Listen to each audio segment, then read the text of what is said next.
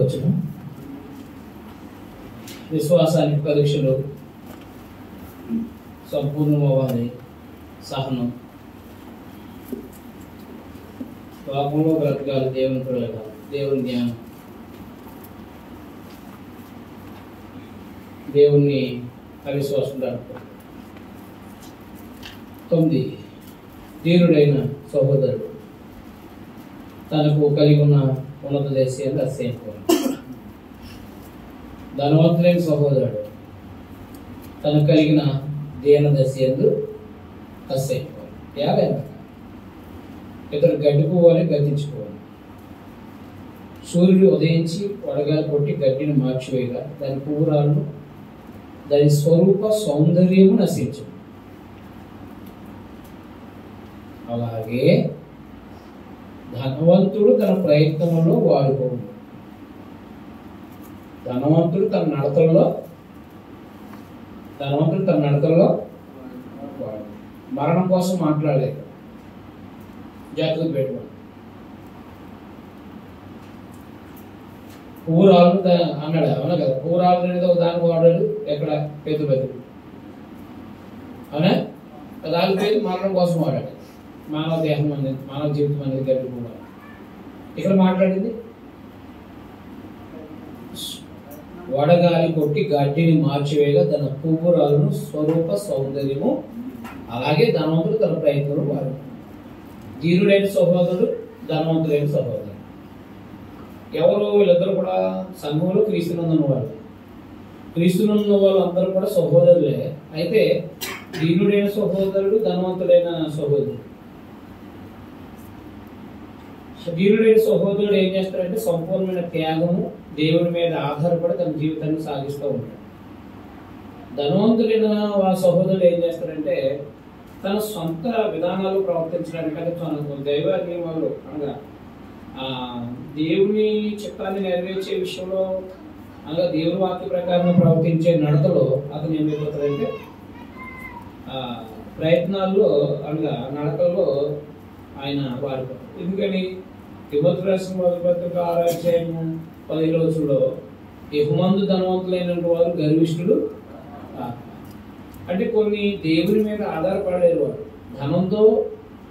ధనంతో కొనుక్కునే పరిస్థితుల్ని ఆలోచిస్తారన్నమాట. అందుకని ధీరుడైన సహోదరుడే సరిగా ప్రవర్తించగలుగుతాడు. ధనవంతుడైన సహోదరుడు చాలా ఏమవుతాడంటే తన ప్రయత్నాల్లో ఏమైపోతాడంటే తన నడతల్లో పడిపోతాడు. అందుకనే ధీరుడైన సహోదరుడు తన కలిగిన ఉన్నత దశయందు నీ శ్రమను, నీ దరిద్రత నేను ఎదుగునైనా నువ్వు ధనవంతుడు. భౌతిక సంబంధంగా ధనం లేకపోయాను. ప్రభువైన యేసుక్రీస్తునందున్న సామాన్యుడు సైతం అనగా పేదవాడైనటువంటి వాడు క్రీస్తులోకి వస్తే వాడు ఎవరన్నమాట? ధనవంతుడు. కాబట్టి ధనవంతుడైన సహోదరుడు కొన్ని తన నడతల్లో ఏమైపోతాడంటే వాడిపోతూ ఉంటాడు. అందుకని దీనుడిగా ఉన్న సహోదరుడు ఎందు అతను ఉన్నత దశ ప్రభువుని ఆశ్రయించాలి. ధనవంతుడైన సహోదరుడు తనకు కలిగిన దీన దశ ఎందు ఆశ్రయం. ఏంటి దీన దశ? ఏంటి? ఉన్నత దశ ఏంటి అంటే తన దేవుని యొక్క చిత్త ప్రకారం నడుచుటలో తన నడత ఆ విషయంలో ముందుకు సాగుతూ ఉంటాడు. ధనవంతుడైనటువంటి వాడు ఏం చేస్తాడంటే నడతల్లో కొంత నడకలో తన కొన్ని ప్రయత్నాలు వాడిపోతూ ఉంటాడు. అర్థమైందా? అర్థమైందా? అర్థం అవ్వలేదు. ఆత్మ సంబంధం జీవితంలో దీనుడైన సహోదరుడు దేవుని చిత్తాన్ని నెరవేర్చడంలో ముందుకు సాగుతూ ఉంటాడు. అదే ధనవంతుడు ఏమవుతాడంటే ఐహిక విచారాలు, ఆయనకున్న సుఖభోగాలు ఎన్నింటిలో కూడా ఏమవుతాడనమాట ప్రయత్నాలు వాడిపోతాడు. ఉదాహరణకి మీ దగ్గరికి చాలా మంది సహోదరులు ధనవంతులు వస్తూ ఉంటారు, పిలుస్తున్నాను, అవునా కాదు? కానీ మీ భోజనం తినరు. ఏం చేయరు? మీరు పెట్టిన మీ భోజనం తినరు, రెస్టారెంట్లు పరిగెత్తిపోతారు. మరి ఆతిథ్యం ఇచ్చే విషయంలో సహోదరుల యొక్క బాధ్యత, అది ఆతిథ్యం ఇవ్వడం అనేది మంచి లక్షణం. కాబట్టి మీ ఆతిథ్యాన్ని వాళ్ళు స్వీకరించలేకపోవడం, వాళ్ళ ఆ నడతలు వాళ్ళు కోల్పోతున్నారు. అర్థమైంది. కాబట్టి కొన్ని ఇబ్బందులు సమస్యలు వాళ్ళు ఎదుర్కోలేరు. ఇలాంటి సామాన్యమైన ఇంట్లో అంటే ఒక బిల్డింగ్లో అనే రేక్ షెడ్లో వాళ్ళు పడుకోలేరు. దైవ కార్యక్రమాల కోసము వారు ఇలాంటి ప్రాంతాల్లో నిద్రలేరు. అర్థమైంది. పని చేయలేరు, సామాన్యంగా కూర్చొని పని చేయలేరు.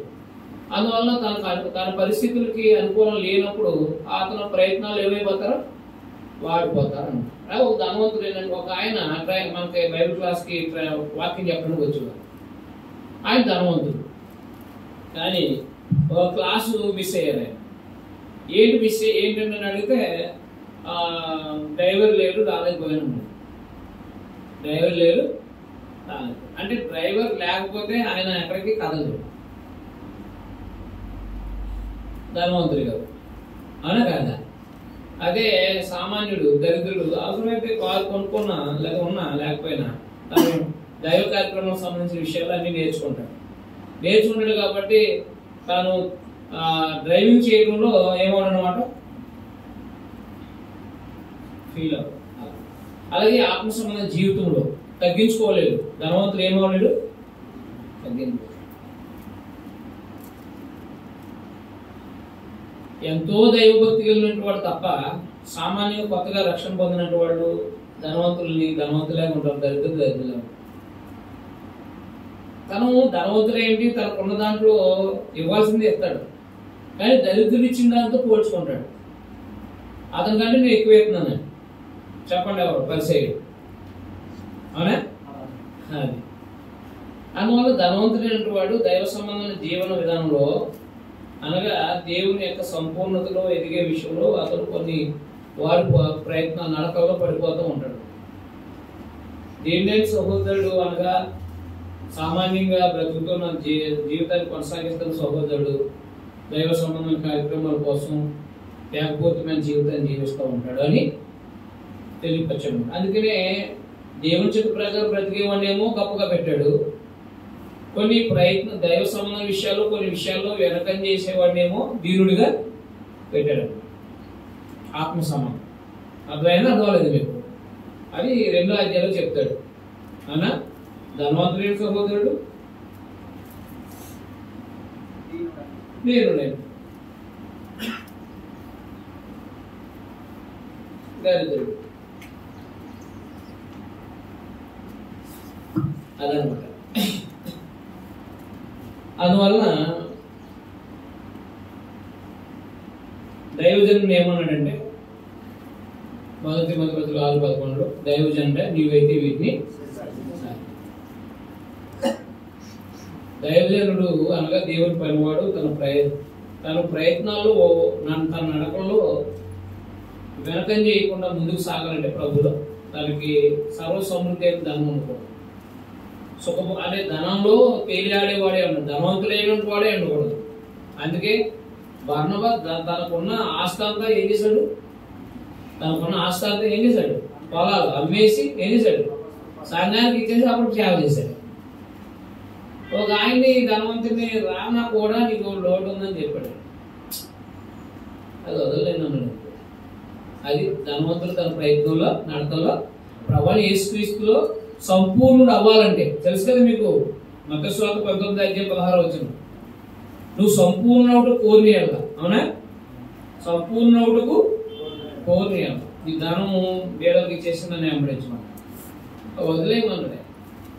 చేయవలసిన త్యాగం చేయలేక వెనక్కి వెళ్ళిపోయాడు. అంటే తన ప్రయత్నంలో ఏమయ్యాడు? వారిపోయాడు. తన ప్రయత్నంలో ఏమయ్యాడు? వారిపోయాడు. అందుకని ధనం లేనటువంటి వాళ్ళు సేవించుకోకండి. ఉన్న స్థితిని బట్టి సంతోషపడండి, ప్రభుని బట్టి సంతోషపడండి. మన ప్రభువుని యేసుక్రీస్తునందు మనకున్న భాగ్యం గొప్పది. దరిద్రుడిగా ఉండడం అనేది ఓ భాగ్యం అని. దరిద్రుడై కొన్నిసార్లు మనం వ్యతిరేకంగా ఉంటాం, అది దానం లేకపోతే గర్వం మీద. 12 వచనం. శోధన సహించేవాడు ధన్యుడు. 3వ వచనంలో చెప్పాడు కదా, శోధనలో పడినప్పుడు. అవునా? శోధనలో పడినప్పుడు శోధన ఏం చేయాలన్నమాట? ఏందైనా నేను సహించుకోలేకపోతున్నాను కాదు, శోధన సహించువాడు ధన్యుడు. అతడు ఆ శోధనకు నిలిచిన వాడే ప్రభు తను ప్రేమించు వారికి వాగ్దానం చేసిన జీవ కిరీటం పొందుతాడు. విజయం అదైంది. కాబట్టి శోధనకు నిలవడం అనేది, శోధనకు నిలిచిన వాడు వాగ్దానం పొందుతాడు. ప్రభు చేసిన వాగ్దానాన్ని, వాగ్దానం చేసిన జీవ కిరీటం పొందుతాడు. కాబట్టి అనేకమైన శోధనలో పడుతున్నప్పుడు మహానందమని ఎంచుకుని సహించుకోవాలన్నమాట. సహించిన వాడే ధన్యుడు. అంతే. శోధనలో ఓడిపోయి, శోధనలో సహనం లేకపోతే మనం శోధన జయించలేము. కాబట్టి అనేక విధాలుగా మనల్ని శోధించబడతా ఉంటాం. అనేక విధాలుగా మనం ఏమవుతాం? శోధించబడతాం.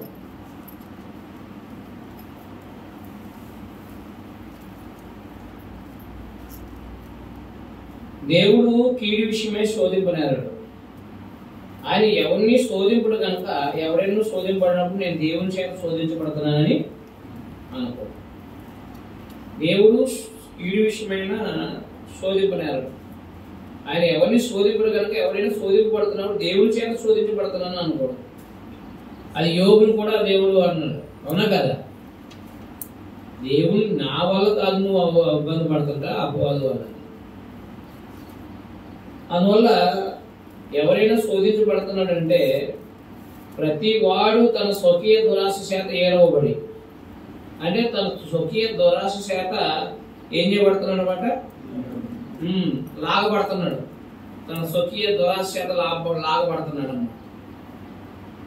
తన స్వకీయ దురాశ చేత లాగబడి మరలు పలుపబడి శోధించబడుతున్నాడు. స్వకీయమైన దురాశలు ఉండడం వల్లే శోధన వస్తుంది. ప్రభుకి అది లేదు. ప్రభువైన యేసుక్రీస్తు వారికి స్వకీయ దురాశ లేదు. తండ్రిని కనపరచడానికి వచ్చారు ఆయన. అందువల్ల శోధన జయించారు. ఆయన శోధన ఏం చేశారు? జయించారు. కాబట్టి మన హృదయంలో దురాశ ఉన్నప్పుడు, సొంతమైన దురాశ ఉన్నప్పుడు మనం దాని చేత ఏడవబడతామంటే, లాగబడతామన్నమాట. దురాశ చేత ఏం చేయబడతాం? లాగబడతాం. అలాగున ఏం చేయబడతామంటే ఏడవబడి మొదలుపడి శోధించబడతాం. ఏం చేస్తుందంటే దురాశ గర్భం ధరిస్తుంది. దురాశ చాలా పాపం చేస్తుంది. పాపం పరిపక్వమై ఏమవుతుంది? మరణం కంట. కాబట్టి క్రైస్తవుడు కానప్పుడు ఏం చేస్తుంది అనమాట? దురాశ గర్భం ధరించి పాపం పరిపక్వమై మరణం కంట. ఉదాహరణకి దావీదు పాపం చేశాడు, దురాశ. అనేక మంది స్త్రీలు భార్యలు ఉన్నారు, ఉపపత్నులు ఉన్నారు. వేరే వాళ్ళ భార్య పట్ల దురాశ కలిగి ఉన్నాడు. ఆ దురాశ ఏడవబడ్డాడు. అవునా? దురాశకి ఏమయ్యాడు? ఏడవబడ్డాడు, పాపం చేశాడు. అదైంది. తన బిడ్డ మరణాన్ని తెచ్చుకోండి. తన బిడ్డ మరణాన్ని చూసుకోగలిగాడు. ఇక్కడ మాట్లాడుతున్న మరణం ఆత్మ సంబంధం మరణం. ఇప్పుడు మాట్లాడుతున్న మరణం ఏంటి? ఆత్మ సంబంధం మరణం. దేవుడితో సంబంధాలు కోల్పోతాడన్నమాట. అందుకని కొలసీపత్రులు 3:5లో దురాశను చంపివేయండి అన్నాడు. దురాశను ఏం చేయండి? చంపివేయండి అన్నమాట. దురాశల్ని చంపివేయండి. దురాశ అంటే ఏంటి?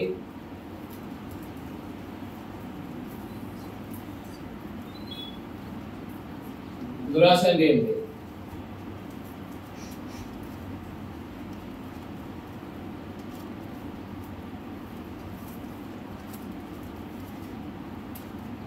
మారి ఉంది. మరొక ఆమెతో పోవాలనుకున్నది ఏంటది? ధనం ఉంది ఇంకా పోగు చేయాలనేది దురాశ. ఉంది ధనం ఇంకా పోగు చేయాలని దురాశ. ఒక వస్తువు కూడా కావాలనుకోవడం దురాశ. అలాగే మనిషి దురాశల చేత ఎరవబడి పాపం చేస్తున్నాడు. పాపం చేసి మరణం తెచ్చుకుంటున్నాడు. అందువల్ల ఏమన్నాడనమాట, ఎవరైనా శోధించబడుతున్నాడంటే వాడు స్వకీయమైన దురాశ అయితే శోధించబడుతున్నాడు తప్ప దేవుడు శోధించట్లేదు అనమాట. దేవుడు శోధించట్లేదు. నీలో ఉన్న దురాశను బట్టి అపవాది దాన్ని శోధిస్తాడు, ఇంకా శోధన ఎక్కువ చేస్తాడు. కాబట్టి ఏదేమైనప్పటికీ నీ యొక్క వ్యక్తిగతమైన జీవితాన్ని బట్టే తప్ప దురాశను బట్టే తప్ప ఏమీ లేదు. కాబట్టి పాపం చేశాడంటే మరణం తెచ్చుకున్నాడు. పాపం పరిపక్వం అయిపోతే ఏం తెచ్చుకుంటాడు? మరణం. కాబట్టి పదం చెప్తున్నాడు ఆయన 16, నా ప్రియ సహోదరులారా మోసపోకండి. నా ప్రియ సహోదరులారా మోసపోకండి. దేవుడు శోధించడు. దేవుడు శోధిస్తున్నాడని మోసపోకండి. దురాశల చేత మోసపోకండి. దురాశల చేత మోసపోకండి. ఎందుకంటే శ్రేష్టమైన ప్రతి ఈవి మనకు ఆశీర్వాదం, సంపూర్ణమైన ప్రతి వరం, ఉపయోగపడే ప్రతి వర సంబంధమైంది జ్యోతిర్మయులకు తండ్రి వద్ద నుండి వచ్చు. కాబట్టి ఏ ఆశీర్వాదమైనా, శ్రేష్టమైన ప్రతి ఆశీర్వాదము దేవుని దగ్గర నుంచి వస్తుంది, తండ్రి దగ్గర నుంచి వస్తుంది. అంతేగాని తండ్రి చేత ఎవడు శోధించబడ్డా అనమాట. తండ్రి చేత ఎవడు ఏం చేయబడ్డు? శోధించబడ్డాడు.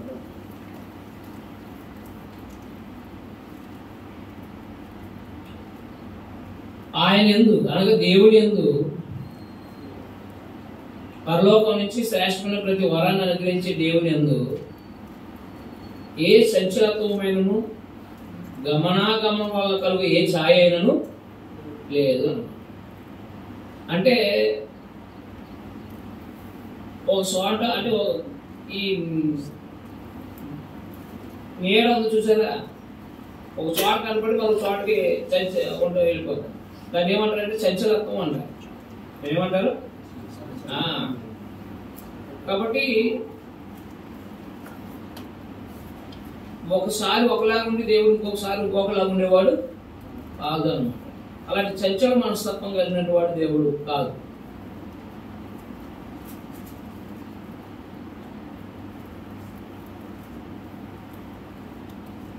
ఒక దారిలో నేరలా కనబడి వెళ్ళిపోయేవాడు కాదు.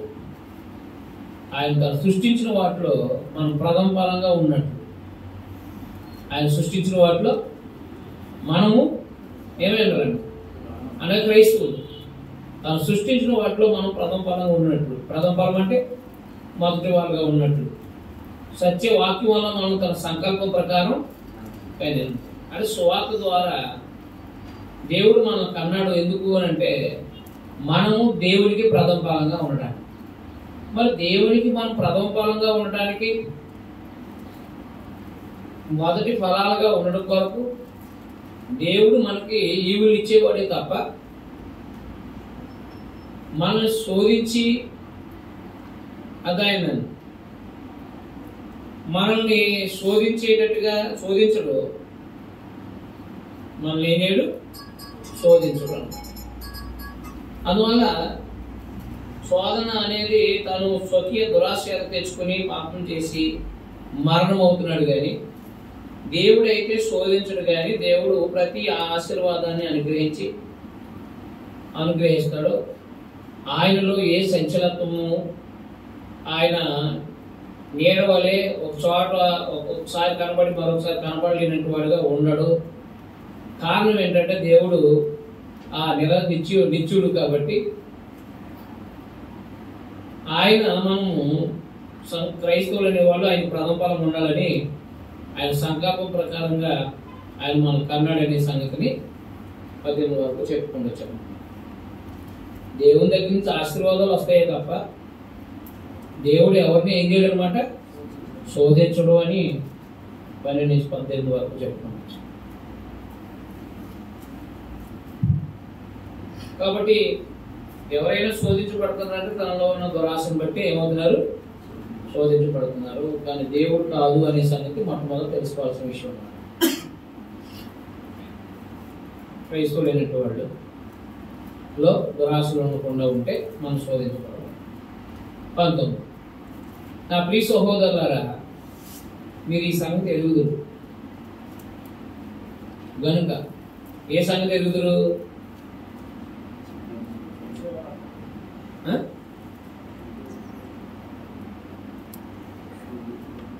ఏ సంగతి ఎరుగుదురు? మనం దేవుని ప్రథమ ఫలమని. అవునా? క్రీస్తునందు మనం దేవునికి ప్రథమ ఫలమని అందరూ ఎరుగుదురు గనుక ప్రతి మనుషుడు ఆయన ప్రథమ ఫలం కాబట్టి మనం ప్రథమ ఫలమైన మనము ప్రతి మనుషుడు వినుటకు వేగిరపడేవాడును, మాట్లాడడానికి నిదానించేవాడును, కోపించుటకు నిదానించేవాడునే ఉండవలెను. ప్రతి మనుషుడు వినడానికి వేగిరపడాలి, మాట్లాడడానికి నిదానించాలి, కోపించడానికి నిదానించాలి. నిదానించడం అంటే అర్థం ఏంటి?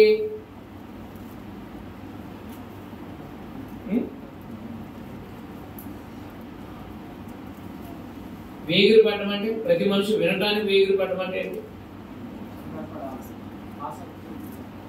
వేగిరి పడటం అంటే అది వినటానికి అతను తొందరగా వెళ్ళి ఉండాలన్నమాట.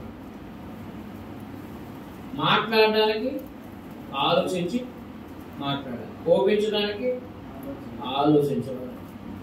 నిదానించడం అంటే ఇలా నిదానించడం, నిదానికి అర్థం ఏంటి? దాన్ని నిదానించడం అంటారు. అవునా? నిదానించుడు అంటారా? నిదానించడం అంటే దాని వైపు చూడడం. ఇక్కడ నిదానించడం అంటే తర్జుమా కరెక్ట్ కాదండి. కోపించడానికి ఆలోచించాలి. ఆలోచించడం అంటే అది కోపించొచ్చా, కోపించకూడదు, మాట్లాడొచ్చా, మాట్లాడకూడదు ఆ విషయాలు. ఎందుకంటే నరుని కోపం దేవుని నీతి నెరవేర్చు. ఎందుకో తెలుసా? ఎందుకు ఎగిరిపడు, ఎందుకు నిదానించాలి, మాట్లాడడానికి ఎందుకు చేయాలంటే ఎందుకంటే నరుని కోపం దేవుని నీతిని మోసే కోపడ్డాడు. సంఖ్యాకాండ 20 అధ్యాయం. అవునా? సంఖ్యాకాండ 20 అధ్యాయము 7-8 వచనాల్లో మనం చూస్తే ఆయన కోపడ్డాడు. ద్రోహులారా వినండి అని చెప్పేసి కొట్టేసాడు. కోపడ్డాడు. దేవుడి నీతి నెరవేర్చాడా? కోపడ్డాడు. ఆ కోపంలో దేవుడి నీతిని ఏం చేయలేసేది? నెరవేర్చలేకపోయాడు. అందువల్ల నరుని కోపం దేవుడి నీతిని కోపడి దైవ కార్యాలని సాధించలేము. మనం కోపపడి దైవ కార్యాలను ఏం చేయలేము అన్నమాట. కాబట్టి కోపం, నరుని కోపం, మనకు వచ్చే కోపం దేవుడి నీతి నెరవేర్చదు. అందుచేత సమస్త కల్మషము,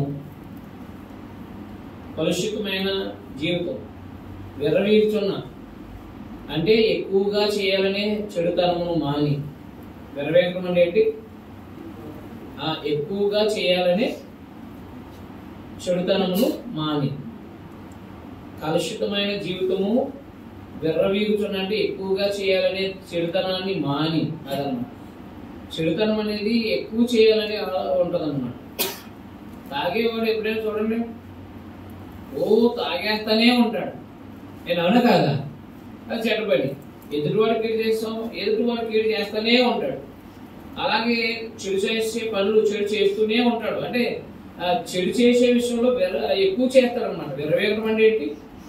ఎక్కువ చేసుకుంటూ పోతాడు. కానీ పాపం వల్ల వచ్చే మా జీవితం ఏంటనమాట? మారం. ఇక్కడ భౌతికంగా చచ్చిపోతాడు, ఆత్మీయంగా. కానీ మంచి పనులు చేయాలని విర్రవీగుతున్న మంచి పనులు చేయరు. అంటే ఏంటి? ఎక్కువగా మంచి పనులు చేసే విషయంలో ఆ విధానం ఉండదన్నమాట. కానీ చెడుతనం చేసినప్పుడు మాత్రం వెరుతనం ఉంటుంది అన్నమాట, వెరవగడు. కాబట్టి ఎక్కువగా చెడుతనమును మాని, ఎక్కువగా చేయాలనే చెడుతనమును మాని, చెడుతనం అనేది ఎక్కువగా చేయాలనే విధానాన్ని ఏం చేయాలి? మానేసుకోవాలి. అది చెడుతనము ఎక్కువ చేయాలనే ఆలోచనలు ఏం చేయాలి? మానేసుకోవాలి. లోపల నాటబడి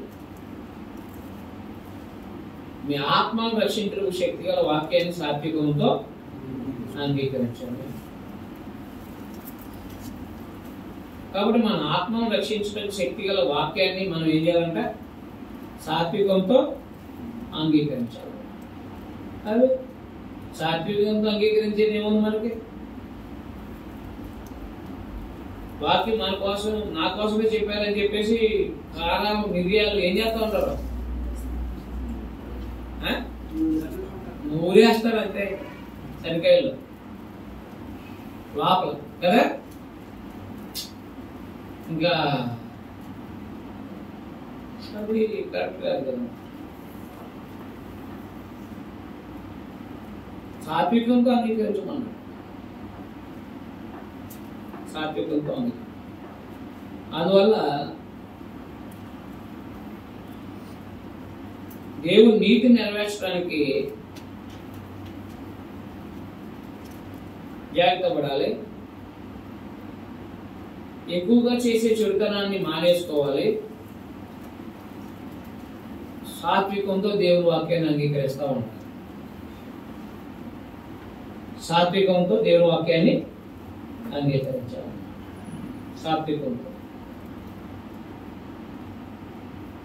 మీరు వినువారు మాత్రమే ఉండి మిమ్మల్ని మీరు మోసపుచ్చుకోకుండా వాక్య ప్రకారం ప్రవర్తించేవారే ఉండండి. అంటే విని ఆచరించకపోతే మోసపోయినట్టే. జాగ్రత్త పెట్టుకోండి. వింటే ధన్యులే, దేవుని వాక్యం వినేవారు ధన్యులే, కానీ విని ఆచరించేవారు ధన్యులు, దాన్ని గైకొనేవాడు ధన్యులు. కాబట్టి ఇప్పుడు ఏం చేయాలి? వినువారు మాత్రమే ఉండి మిమ్మల్ని మీరు మోసపుచ్చుకోకుండా వాక్య ప్రకారం ప్రవర్తించేవారునే ఉండండి. అంటే విని ప్రవర్తించాలి. విని ప్రవర్తించకుండా వినటం మాత్రమే మనం వినటం మాత్రమే అభ్యాసం చేసుకున్నాం అనుకోండి, మనం ఏం చేసుకున్నాం అనమాట? మోసం చేసుకున్నాం. అదేంటి? విన్నాం కదా, విని మోసం చేసుకోవడం ఏంటి? విన్నాం కదా, ఎందుకు మోసం చేసుకుంటున్నాము?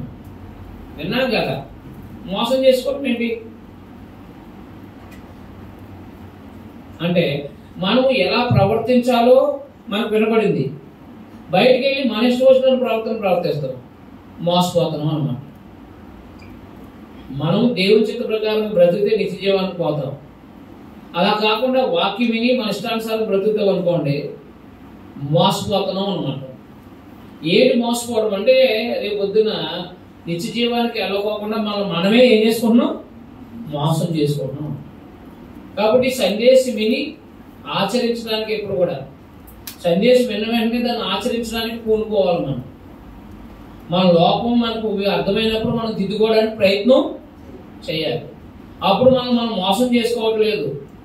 మరి ఏం చేస్తున్నాం? మనం మోసం చేసుకోకుండా సందేశం విని దాని ప్రకారం ప్రవర్తించడానికి మనం సిద్ధపడుతున్నాం కాబట్టి మనం మోసం చేసుకోవట్లేదు.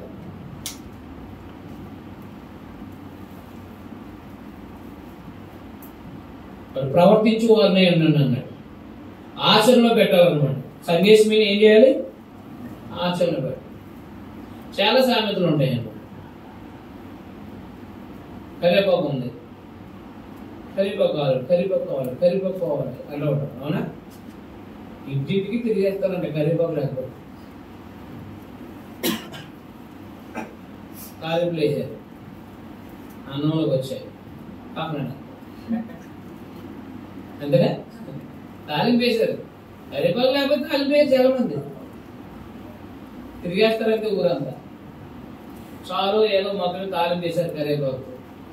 అబ్బా, ఆ కరివేపాకు తీసి పక్కన దానివల్ల ఎంత ప్రయోజనం ఉందో చెప్తున్నారు కదా. అవునా కదా? అలాగే బైబిల్ నేర్చుకోవాలి తెగ తిరిగేస్తారు. ఇది కఠినమైన మాట. భార్య బిడ్డలు చూడాలనేది ఏంటిది?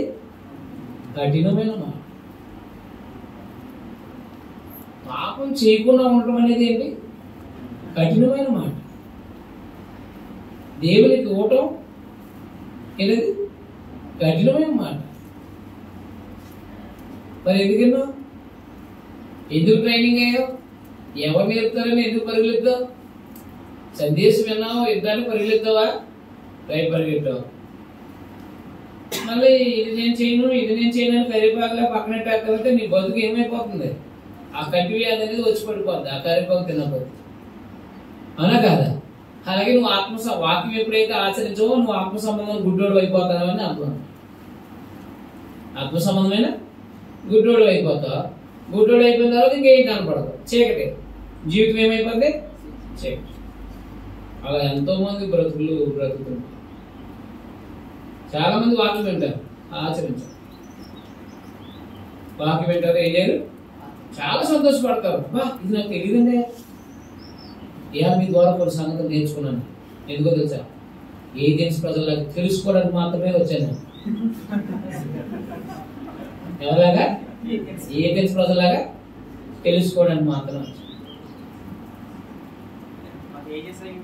అప్పుడప్పుడు అడుగుతూ ఉంటారు 24 పెద్దలు ఎవరండి? ఎందుకని? ఎందుకు నీకు? తెలుసుకుందాము. ఖాళీగా ఉన్నట్టు. ఏంటంటే ఇద్దరు సాక్షులు ఎవరు? ఏంటి అవసరమైంది నీకు? తెలుసుకుందాము.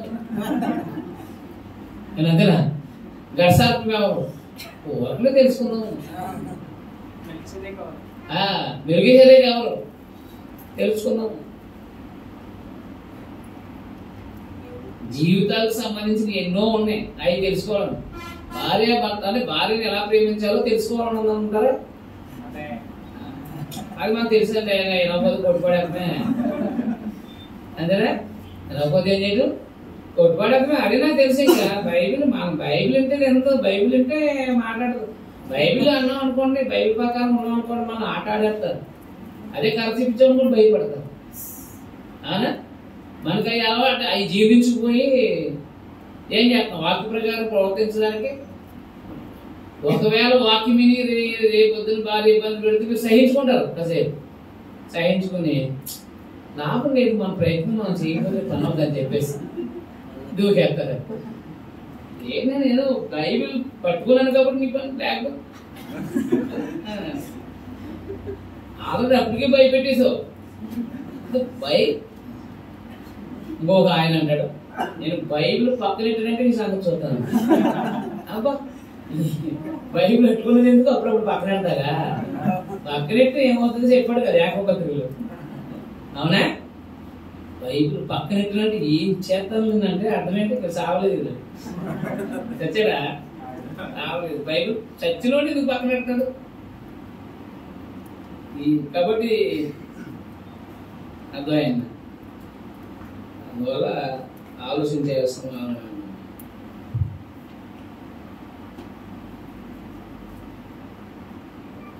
నేను ఏలియాగా బెదిరించేస్తాను ఒకసారి భార్యని. నేను దైవజనుడిని, గుర్తుపెట్టుకో. అది సహించుకోలేక బెదిరింపులు ఏంటి? బెదిరింపులు ఎందుకు? సహించుకోలేక. దైవజన్ని ఏమన్నా అన్నావా ఇంకంతే, నీ జీవితం ఏముండదు అంతే. ఏం చేస్తారు అప్పుడు దాకా? ఏదైనా అనాలనుకోండి, దైవజండి అయిపోయాడు. అలా వాడేస్తూ ఉంటాం ఒకసారి. అవునా? తట్టుకోలేక అనమాట. అబ్బా సహనం కోల్పోయి ఏం చేస్తామంటే, నేను దైవజనుని తెలుసు కదా, నేను దైవజనుని అయితే 500 మంది ఏమైపోతాను, కాలిపోతాను. నేను దైవజనుని. ఇప్పుడు ఆ రోజు ఏదో తగిలింది అనుకో, దైవజనుని అన్నావు కదా, ఆమెకి ఎప్పుడు ఆవిడ అంటేనే కదా నాకు సహనం వచ్చేది. నేను అన్నా కదా. కాబట్టి అందరు నోళ్ళు ముగించేద్దాం అనమాట. మళ్ళీ లోకంలో అనుకో, నా జోలికి వచ్చేవాళ్ళు నాశనం అయిపోతాయి, దైవజన్ జోలిపోయి అంటాడు. అటు వస్తే మనం సహించుకుంటాం. అటు రాకోకుండా మనం దైవజన్ నట్టేసేస్తున్నామ్మా. నేను అన్నా కదా, సేవకుడి దగ్గర వచ్చినట్టు ఎవరు బతుకుపడినట్టు అంటే బాగుపడినట్టు ఎవరు లేదంటే, ఒక్కొక్కసారి మన శత్రువు ఎదుర్కొంటే దైవజన్ జోలికి వస్తాడు కానీ వాడు బతుకు ఏమవుతుంది స్వర్గం అంటాడు. ఆడు రాకుండా ఉంటాడు, ఆడు భయమేసి వస్తేనే కదా మనకి ఏదో జరిగేది. ఆడు రావాలి కదా, వస్తే కదా మనకి సహనం ఉండేది, ఏదైనా మన మామూలుగా ఉండేది. మనం కూడా ఏరియాలాగా వాడేస్తాం. ఆయన అయితే దేవుడు చెప్పింది చేశాడు. ఆయన మనం ఏంటంటే పేదరు గారు కూడా అన్నాడు కదా ఒకసారి, ఎవరు పేదరు గారు ఎవరు నాయన మరి ఏంటి వేసా వద్దు వద్దు వద్దు. అందువల్ల మనం కూడా ఒకసారి పాత నిబంధన వాడేస్తాం. ఆడుతున్నామా? కాబట్టి దేవుడి పిల్లలు గుర్తుపెట్టుకోండి, వినేసి మనం ఆచరించలేకపోతే మనం మోసం చేసుకున్న వాళ్ళు అవుతున్నాం. అందుకని ఏ విన్నామో అది ఆచరించాలి. మేము భార్యాభర్తల గురించి అన్నప్పుడు భార్యాభర్తలకి ఎలా ఉండాలో అలా ఉండడానికి మేము నేర్చుకున్నాం. ఎప్పుడో 2007 ఆ టైంలో భార్యాభర్తలకు సంబంధించిన విషయాలు కొన్ని విషయాలు నేర్చుకున్నప్పుడు ఇలా ఉండాలా భార్య పట్ల అని చెప్పేసి ఎక్కువ శాతం ఉన్నా ఇంకా లోపాలు కనపడినప్పుడు వాక్యం ద్వారా మార్చుకోవడానికి సిద్ధపడాలి. సందేశం వినపడినప్పుడల్లా మనం మార్చుకుంటూ ఉండాలి. దేవుడు సంతోషపడతాడు, మన ప్రవర్తన కూడా మారుతుంది, నిత్యత్వాన్ని సిద్ధపడుతున్న వాళ్ళని ఉంటాం. మోసం చేసుకున్న వాళ్ళు ఎవడైనా అంటే బోధించి ఆచరించలేకపోయినా మోసం చేసుకున్నట్టు, విని ఆచరించలేకపోయినా తను దాన్ని ఏం చేసుకున్నాడు? మోసం చేసుకున్నాడు. కాబట్టి మనం మోసపోయేవారుగా ఉండదు, మోసపుచ్చుకోవద్దు. మనం దేవుని సందేశం ఏదైతే మనం చెప్తుందో దాన్ని అనుసరిద్దాము. దేవుని సందేశము మనకు ఒక్కొక్కసారి నచ్చదు, అదే జనాలకి ఏమవుతుంది అనమాట, ఏమవుదు నచ్చదు. దేవుని సందేశం ఒక్కొక్కసారి నచ్చదు అంటే అర్థం ఏంటంటే అంగీకారం అవ్వదు అన్నమాట. దేవుని సందేశము కొంతమందికి ఏమవుదు? అంగీకారం అవ్వదు. ఎలాంటి సమయంలో అంగీకారం అవుదంటే, భర్త విపరీతమైన తాగుడు, ఇంట్లోకి తేడు చేయడు, ఈవిడే కష్టపడి ఏదో రకంగా పిల్లల్ని పోషించుకుంటూ వస్తూ ఉంటారు. అంటే ఇక అతను ఇంకా ఇష్టానుసారంగా ఉంటాడు, ధనం ఇంట్లోకి వచ్చి పెట్టాడు. వచ్చింది వాక్యం వినడానికి వచ్చారు. ఎంత దుర్మార్గులైనా నీ భర్త ఏం చెప్తే తినాలంటే కోపం ఎక్కడి నుంచి వస్తుంది? అదే వేరే స్త్రీ అనుకోండి, అలాంటి ఆయన మీకు ఉంటే తెలుస్తుంది నీ బతుకు. ఎవరైనా మా ఆయనలాగా ఉంటే మీ ఆయన అప్పుడు నీకు తెలుస్తుంది. మరి దేవుని దగ్గర మాట్లాడ కూర్చుదా? నాయన నీకు తెలియదు నాయన అంటాక ఏమైనా ఉందా? ఏం నీకు తెలియదు అంటాక లేదు. తర్వాత మనం ఆచరించడానికంటే మనకు అంగీకారం అవ్వకపోవడానికి కారణం ఏంటంటే దాన్ని మనం జీర్ణించుకోలేకపోతున్నాం అని అర్థం. ఆ విషయాన్ని మనం ఏం చేయలేకపోతున్నాం, అర్థం చేసుకోగలిగే పరిస్థితికి చేరుకోలేకపోయి ఉన్నాం అన్నమాట. కొంతమంది అంటారు అనమాట, అంజలు ఒక్కోసారి వాక్యం వింటూ ఉంటారు, ఇది బాగుంది కానీ ఇది ఎలాగంది కానీ అన్నారు. అంటే ఇది కొన్ని నచ్చినాయి, కొన్ని ఏమవ్వలేదు నచ్చలేదు. ఇక్కడ నచ్చినా నచ్చకపోయినా సందేశమైనా ఆచరించడమే కాదు. ప్రభువైన యేసుక్రీస్తు ఈ లోకానికి వచ్చిన తర్వాత ఆయనకు అనేకమైన విషయాల్లో తండ్రి నీ చిత్తము అయితే ఈ గిన్నె నా యుద్ధం తొలగించమని అనేక మార్లు మాట్లాడారంటే ఆలోచన చేయండి. అందువల్ల ప్రతి విషయాన్ని దేవుడి చిత్తాన్ని అంగీకరించడానికి ఆయన దేవుడి చిత్తాన్ని అంగీకరించాడు అంతే. శరీరం ఉండగా ఇది నేను చేయలేను ఆయన, నా వల్ల అవదా అనే మాట వాడలేదు ఆయన చిత్తానికి లోపడ్డాడు. అందుకని వాక్య ప్రకారం ప్రవర్తించేవారు. అదే పౌలు గారు నేను క్రీస్తుని పోలి నడుచుకున్నాను అన్న, అంతేనా? నేను క్రీస్తుని పోలి నడుచుకున్నాను. అయితే వాక్యం విని ఆచరించిన వాడి గతి ఏంటి? 23 ఎవడైనా వాక్యం వినివాడేంటి, దాని ప్రకారం ప్రవర్తించిన వాడైతే, అంటే వాక్యం విని ఆచరించకపోతే తనకు మోసం చేసుకుంటున్నాడు. రెండోది వాక్యం విని ఆచరించలేని వాడు స్థితి ఎలా ఉంటుందో చెప్తున్నాడు. వాక్యం విని ఆచరించలేని వాడు ఎవడంటే అద్దంలో తన సహజ ముఖాన్ని చూసుకుని మనుషుని పోలి ఉన్నాడు. అర్థమైంది? అర్థం ఎదుట ప్రతి మనిషి నిలబడతాడు, అవునా కాదా? అది మనందరూ తెలిసిన విషయం అది. కాబట్టి వాక్యం విని ఆచరించలేని వాడు ఎవడంటే అద్దంలో తన ముఖాన్ని చూసుకుని మళ్ళీ మర్చిపోతాడంట. అద్దంలో ముఖం చూసుకుని ఏమైపోతాడంటే సహజము మనుషుడు పోలి ఉన్నాడంట. వాడు తను చూసుకుని అవతలకు పోయి తను ఎక్కువవాడో వెంటనే మర్చిపోతాడంట. తను ఎలా ఉంటాడో మర్చిపోతాడంట. ఇప్పుడు సందేశం విన్నప్పుడు తను ఏమై ఉన్నాడో దానికి అర్థమవుతుంది, అవునా కాదా? సందేశం విని బయటకు వెళ్ళిన తర్వాత ఆచరించలేదనుకోండి, ఆచరించలేనప్పుడు తను అద్దంలో సహజ ముఖాన్ని చూసుకుని మర్చిపోయినట్టు వాడే ఉన్నాడంట. అంటే తన ముఖం ఎలా ఉంటుందో తనకి తెలియదు. అందుకే చాలా మంది ఎవరెంటారు సందేశం, చాలా మంది అంటారు వాక్యం సందేశం అంటారు కానీ ఆచరించారు. అలాంటి వాళ్ళు అర్థంలో తన సహజ ముఖాన్ని పోలిన వాళ్ళు అన్నమాట.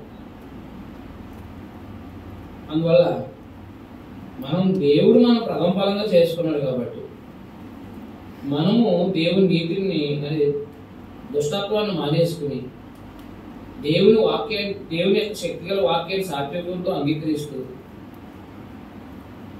దేవుని వాక్యాన్ని అనుసరించి ప్రవర్తించే వారుగా ఉండి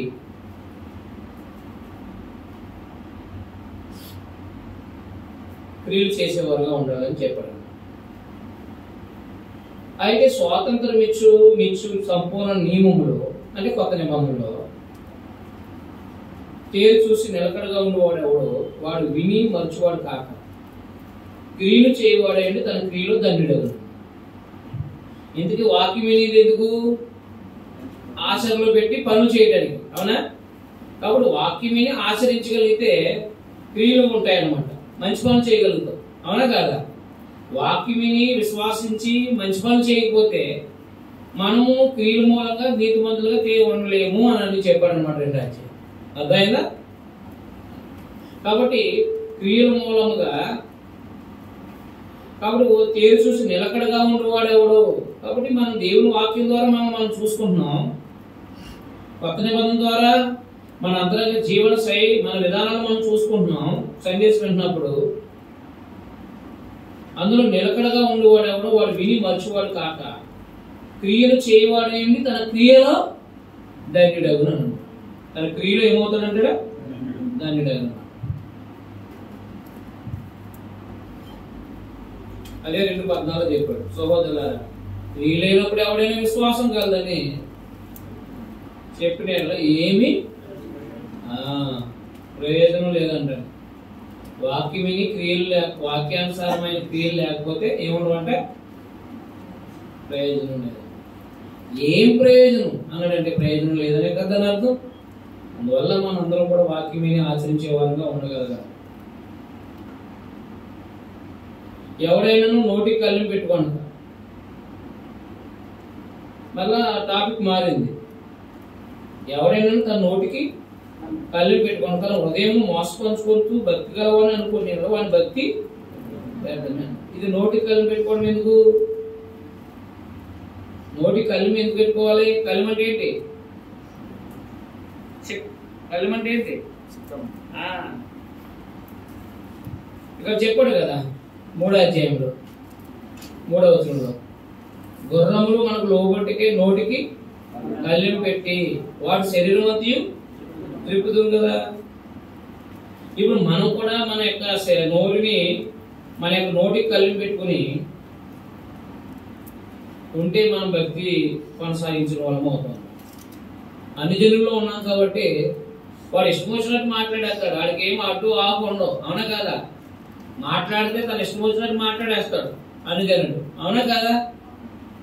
అనుజనుడికి నోటికి కళ్ళు పెట్టుకుంటాడా? పెట్టుకోడు. కానీ ఇష్టం ఉన్నట్టు మాట్లాడదు కాబట్టి భక్తి లేదు. అంటే దేవుని యొక్క ప్రథమ ఫలమైన మనము మన నోటికి కళ్ళు పెట్టుకోవడం అనేది అవసరం. బూతులు తిట్టుకోకుండా నోటికి కళ్ళు పెట్టుకోవాలి. బూతులు రాకోకుండా మనకు నోటికి కళ్ళు ఉండాలి. కాబట్టి దూడలకి చెందిన దూడలకి ఏం చేస్తాం అంటే పాలు తాగిస్తాను నోటికి కలిపి పెట్టేస్తాం, కింద ఏం తినుకోకుండా ఉంటాను. మళ్ళీ ఎప్పుడు పడితే అప్పుడు పాలు తాగకుండా ఉండడానికి ఏం చేస్తారనమాట? కలిపి పెట్టేస్తాం, సమయాన్ని తీస్తారనమాట. అలాగే మనం ఏం చేయాలన్నమాట? ఏం చేయాలి? భక్తిహీనుడు మాట్లాడుతున్నప్పుడు మన నోటికి ఏం చేసుకోవాలి? కాలేజీ పెట్టేసుకోవాలి. మాటలు రాకూడదు. ఇంకా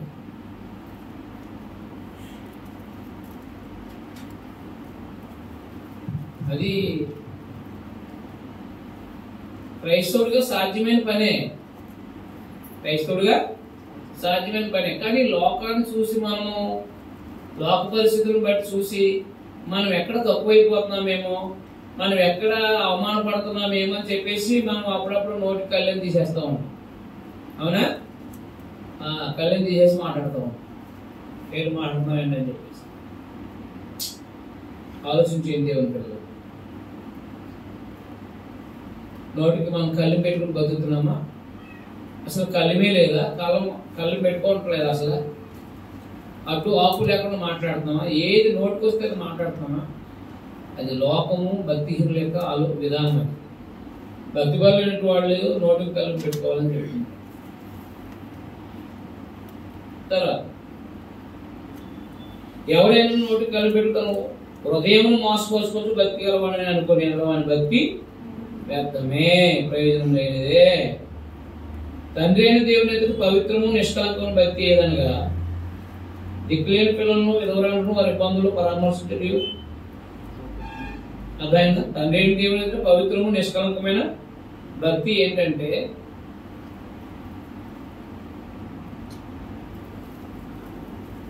దిక్కులేని పిల్లలను, విధవరాలను, వారి ఇబ్బందులు పరామర్శించు. కాబట్టి క్రైస్తవుడైనటువంటి వాడు దిక్కులేని పిల్లల పట్ల సహకారే ఉండాలి. క్రైస్తవుడైనటువంటి వాడు విధవరాల యొక్క ఇబ్బందుల్లో పరామర్శించేవాడే ఉండాలన్నమాట. ఇబ్బందుల్లో ఏం చేయాలంటే విధవరాల పట్ల పరామర్శ ఉండాలన్నమాట. అమ్మ ఎలా ఉన్నారు, ఏం చేస్తున్నారు, ఏం తింటున్నారు, మందులకు డబ్బులు ఉన్నాయా లేవా, ఇవి ఎప్పుడు కూడా క్రైస్తవుడైనటువంటి వాడు విధవరాల పట్ల పరామర్శన కలిగినటువంటి వాడే ఉండాలి. ప్రతి క్రైస్తవుడు కూడా దిక్కులేని బిడ్డల పట్ల ఒక ప్రత్యేకమైన శ్రద్ధ, అది సహకరించేవాడుగా ఉండాలంటే తల్లిదండ్రులైన వాళ్ళని బాధ్యతగా పట్టించుకోవాల్సిన వారే ఉన్నారు. పాత నిబంధనలు కూడా చెప్పాడు దేవుడు. అవునా కాదా? విధవరాండ్రుల్ని, దిక్కులేని వారిని ఆయన ఆదరించడానికి సంబంధించిన ధనము కొంత నిల్వ చేయమని చెప్పాడు. చూడమన్నాడు దేవుడు ఇశ్రాయేలు జనాంగాన్ని. దీనులకి, విధవరాండ్రులకి పరగవేరుకోవద్దని చెప్పాడు అసలు దేశంలో. అవునా కాదా? అంటే దేవుడు పాత నిబంధనలను అలాగే తన ప్రజలకు ఏం చెప్పాడంటే ఇశ్రాయేలుకి దిక్కులేని దరిద్రుల పట్ల సహాయకులై ఉండండి అని చెప్పేశాడు. కొత్త నిబంధనలో కూడా మన ప్రభాని యేసుక్రీస్తునందు మనం కూడా దిక్కులేని పిల్లల్ని, విధవరాన్ని, వారి ఇబ్బందుల్లో మనం పరామర్శించడం అంటే ఎలా ఉన్నారు ఏంటని కాకుండా వాళ్ళకి కొద్దిగా సహాయం చేసేవారుగా ఉండాలి మన స్తోమత. తర్వాత రెండవది ఇహలోక మాలిన్యం తనకు అంటకుండా తను తాను.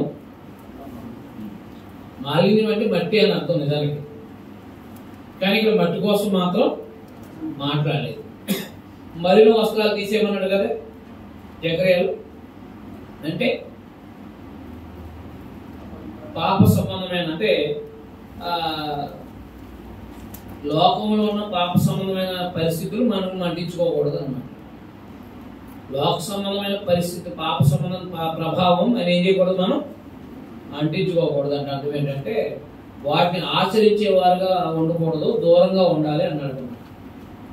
చెడు సంబంధమైన, పాప సంబంధమైన జీవితానికి ఏం చేయాలన్నమాట, తనకు అంటకుండా తను కాపాడుకుంటే, అంటే మనం పవిత్రంగా ఉండటం, మనం పవిత్రంగా చూసుకోవటం అన్నమాట. ఏ విధమైన అపవిత్రత, ఏ విధమైన అన్యాయము, ఏ విధమైన అవినీతి మనం అడ్డుకోకుండా చూసుకోవాలన్నమాట జీవితాన్ని. అంటే దిక్కులేని పట్ల, దరిద్రుల పట్ల జాలి కలిగిన వారుగా ఉండాలి, వాళ్ళకి సహాయం చేయాలి. మన వ్యక్తిగతమైన జీవితాలు కూడా జాగ్రత్తగా పవిత్రంగా ఉంచుకోవాలి. రెండు విషయాలు ఇప్పుడు మాట్లాడు. కాబట్టి మొదటి అధ్యాయులు ఏం చెప్పారనమాట, ఒకటి మొదటి విషయంగా ఆయన మాట్లాడిన ఏం చెప్పాడు, మొదటి శతాబ్దంలో ఉన్న క్రైస్తవులకి ఏం చెప్పాడంటే, ఈ విశ్వాసానికి కలిగే పరీక్షల్లో ఓర్పు కలిగి ఉండండి, సంపూర్ణులవుటకి ఓర్పుని సాగిన ఉండే దేవుని జ్ఞానాన్ని అడిగి దేవుని జ్ఞానాన్ని కలిగి ఉండండి, జ్ఞానం అడిగి ఉండండి, శోధన సహించండి.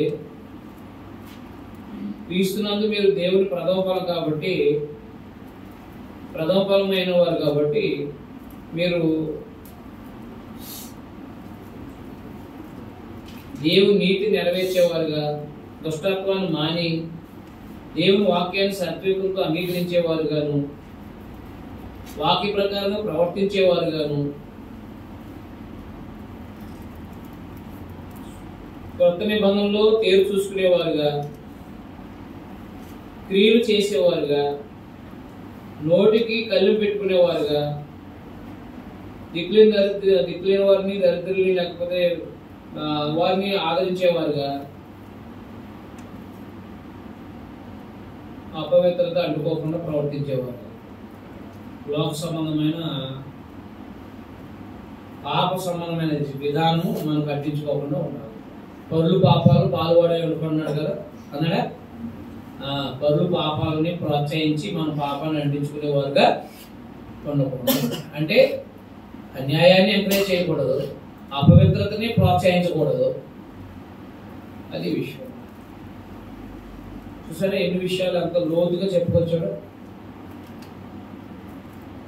యాకోబు పత్రిక 1వ అధ్యాయంలో ఎంత లోతుగా చెప్పుకుంటూ వస్తున్నాడో యాకోబు పత్రిక. అర్థమైందా మీకు? అర్థం అవ్వలేదా?